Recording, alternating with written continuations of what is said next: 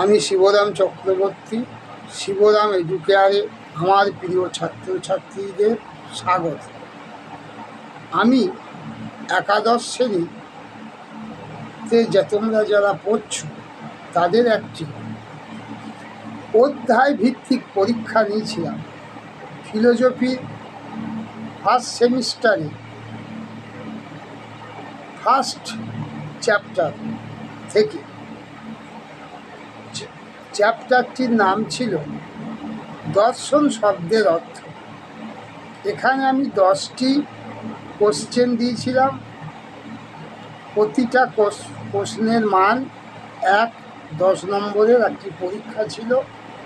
আমি বলেছিলাম যে পরের ভিডিওতে আমি উত্তরগুলো দিয়ে দেবো, তোমরা বাড়িতে প্র্যাকটিস করবে এবং পারলে আমার হোয়াটসঅ্যাপ নম্বর 7678794057-এ উত্তরগুলো দিয়ে দেবে, আমি নাম্বার দিয়ে দেবো।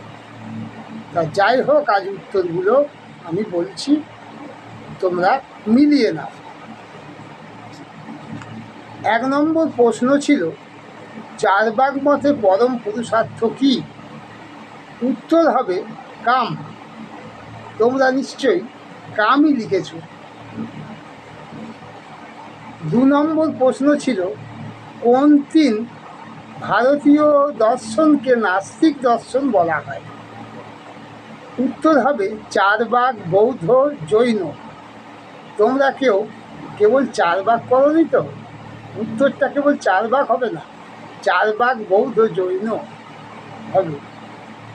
ন্যায়সূত্র কার লেখা? মহর্ষি গৌতম। ডক্টর রাধাকৃষ্ণন ভারতীয় দর্শনের যুগকে কয় ভাগে ভাগ করেছেন? 4টি। 5 নম্বর, ব্রহ্মসূত্র কার লেখা? বাদরায়ণ অর্থাৎ বেদব্যাস। দর্শনের আদি জনক কাকে বলা হয়? উত্তরটা হবে থেলস বা থেলিসকে। 7 নম্বর, পাশ্চাত্য শব্দ ফিলোজফি এর অর্থ কী? উত্তরটা জ্ঞানের প্রতি অনুরাগ।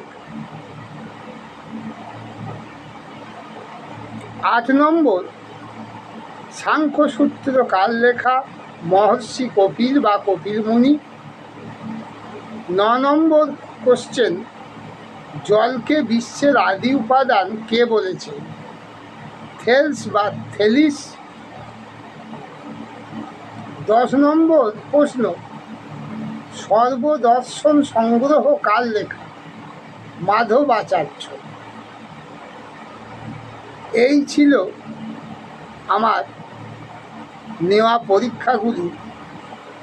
পরীক্ষার প্রশ্নগুলি উত্তর সমূহ। তোমরা মিলিয়ে নিও। আর আশা করছি অনেকেই উত্তর দিতে পেরেছো, আবার অনেকেই হয়তো পারোনি। যাই হোক, মন দিয়ে তোমরা সবাই পড়ো, ভালো রেজাল্ট করবে, মা বাবার স্বপ্ন পূরণ করো। ধন্যবাদ।